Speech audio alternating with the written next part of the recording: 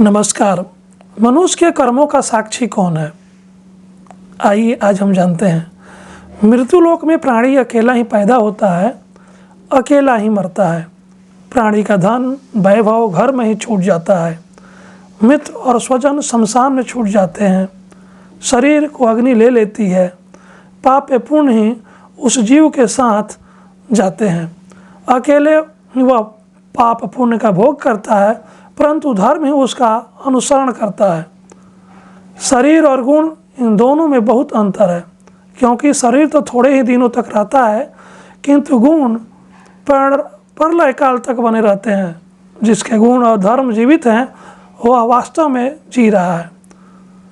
पाप और पुण्य, वेदों में जिन कर्मों का विधान है वे धर्म यानी पुण्य है, और उनके विपरीत कर्म अधर्म यानी पाप कहलाते हैं। मनुष्य के एक दिन या एक क्षण में ऐसे पुण्य या पाप कर सकता है कि उसका भोग सहस्त्रों वर्षों में भी पूर्ण न हो पाए। मनुष्य के कर्म के 14 साक्षी होते हैं: सूर्य, अग्नि, आकाश, वायु, इंद्रियां, चंद्रमा, संध्या, रात, दिन, दिशाएं, जल, पृथ्वी, काल और धर्म। ये सब मनुष्य के कर्मों के साक्षी हैं। सूर्य रात्रि में नहीं रहता और चंद्रमा दिन में नहीं रहता। जलती हुई अग्नि भी हर समय नहीं रहती, किंतु रात, दिन और संध्या में से कोई एक तो हर समय रहता ही है। दिशाएं, आकाश, वायु, पृथ्वी, जल सदैव रहते हैं। मनुष्य इन्हें छोड़कर कहीं भाग नहीं सकता, इनसे छूप नहीं सकता। मनुष्य की इंद्रियां, काल और धर्म भी सदैव उसके साथ रहते हैं। कोई भी कर्म किसी न किसी इंद्रिय द्वारा किसी न किसी समय होगा।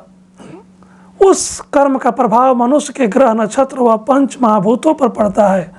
जब मनुष्य कोई गलत कार्य करता है तो धर्मदेव उसे गलत कर्म की सूचना देते हैं और उसका दंड मनुष्य को अवश्य मिलता है।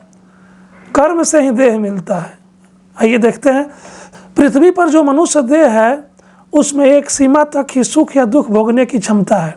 जो पुण्य या पाप पृथ्वी पर किसी मनुष्य देह के द्वारा भोगने संभव नहीं, उनका फल जीव स्वर्ग या नरक में भोगता है।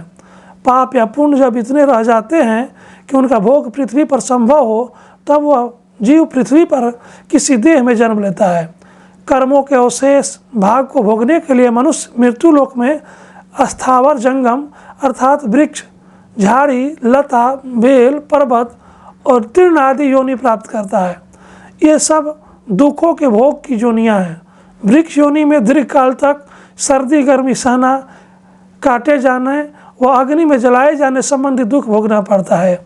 यदि जीव कीट योनि प्राप्त करता है तो अपने से बलवान प्राणियों द्वारा ही दी गई पीड़ा सहता है। शीत, वायु और भूख के क्लेश सहते हुए मल मूत्र में विचरण करना आदि दारुण दुख उठाता है। इसी तरह से पशु योनि में आने पर अपने से बलवान पशु द्वारा दी गई पीड़ा का कष्ट पाता रहता है।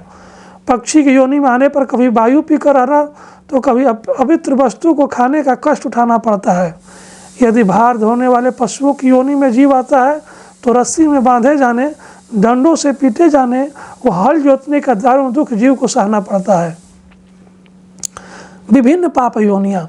इस संसार चक्र में मनुष्य घड़ी के पेंडुलम की भांति विभिन्न पाप योनियों में जन्म लेता है और मरता है। माता पिता को कष्ट पहुंचाने वाले को कछुए की योनि में जाना पड़ता है। मित्र को अपमान करने वाले को गधे की योनि में जन्म लेना पड़ता है। छल कपट पर जीवन यापन करने वाला बंदर की योनि में जाता है। अपने पास रखे किसी की धरोहर को हड़पने वाला मनुष्य कीड़े की योनि में जन्म लेता है। विश्वासघात करने से मनुष्य को मछली की योनि मिलती है। विवाह, यज्ञ आदि शुभ कार्यों में विघ्न डालने वाले को कृमि योनि मिलती है। देवता, पितर व ब्राह्मणों को भोजन न कराकर स्वयं खा लेता है, वह काक योनि यानी कौवे में जाता है। दुर्लभ है मनुष्य योनि। इस प्रकार बहुत सी योनियों में भ्रमण करके जीव किसी महान पुण्य के कारण मनुष्य योनि प्राप्त करता है। मनुष्य योनि प्राप्त करके भी यदि दरिद्र, रोगी, काना या अपाहिज जीवन मिले तो बहुत अपमान व कष्ट भोगना पड़ता है। इसलिए दुर्लभ मनुष्य जन्म पाकर संसार बंधन से मुक्त होने के लिए प्राणी को भगवान विष्णु की सेवा आराधना करनी चाहिए, क्योंकि वे ही कर्म फल के दाता व संसार बंधन से छुड़ाने वाले मोक्षदाता है। भगवान विष्णु के जो स्वरूप है, उनकी भक्ति करने से मनुष्य संसार सागर आसानी से पार कर परम धाम को प्राप्त करता है। भगवान विष्णु ने बताया संसार सागर से पार होने का उपाय। भगवान विष्णु ने संसार सागर से पार होने का उपाय भगवान रुद्र को बताते हुए कहा कि विष्णु सहस्त्र नाम स्तोत्र से मेरी नित्य स्तुति करने से मनुष्य भवसागर को सहज ही पार कर लेता है। जिनका मन भगवान विष्णु की भक्ति में अनुरक्त है, उनका अहोभाग्य है, क्योंकि योगियों के लिए भी दुर्लभ मुक्ति उन भक्तों के हाथ में ही रहती है। ये नारद पुराण में लिखा गया है। भक्तों की गति, भक्त अपने आराध्य के लोक में जाते हैं। भगवान के लोक में कुछ भी बनकर रहना सालोक मुक्ति है। भगवान के समान ऐश्वर्य प्राप्त करना सृष्टि मुक्ति है। भगवान के समान रूप पाकर वहाँ रहना सारूप्य मुक्ति है। भगवान के आभूषण आदि बनकर रहना समीप्य मुक्ति कहलाती है। भगवान के श्री विग्रह में मिल जाना सायुज्य मुक्ति है। जिस जीव को भगवान का धाम प्राप्त हो जाता है, वह भगवान की इच्छा से उनके साथ या अलग से संसार में दिव्य जन्म ले सकता है। वह कर्म बंधन में नहीं बंधा होता है। संसार में भागवत कार्य समाप्त करके वह पुनः भागवत धाम चला जाता है। मुक्त पुरुष मनुष्य बिना कर्म किए रह नहीं सकता।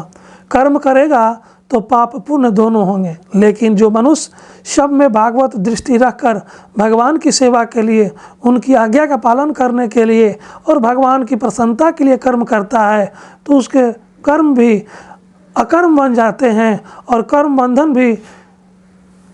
बंधन में नहीं बांधते हैं। और संसार में रहते हुए भी नित्य मुक्त है। तत्वज्ञानी पुरुष संसार के आवागमन से मुक्त हो जाते हैं। उनके प्राण निकल कर कहीं जाते नहीं, बल्कि परमात्मा में लीन हो जाते हैं। सती स्त्रियां, युद्ध में मारे गए वीर और उत्तरायण के शुक्ल मार्ग से जाने वाले योगी मुक्त हो जाते हैं। गीता में शुक्ल तथा कृष्ण मार्ग का कर निम्न दो गतियों का वर्णन है। जिनमें वासना शेष है, वे धुएं रात्रि कृष्ण पक्ष दक्षिणायन के देवताओं द्वारा ले जाए जाते हैं। ऊर्ध्वलोक में अपने पुण्य भोग कर वे फिर पृथ्वी पर जन्म लेते हैं। जिनमें कोई वासना शेष नहीं है, वे अग्नि दिन शुक्ल पक्ष उत्तरायण के देवताओं द्वारा ले जाए जाते हैं। वे फिर पृथ्वी पर जन्म लेकर नहीं लौटते हैं। पितृलोक यह एक प्रकार का प्रतीक्षा लोक है।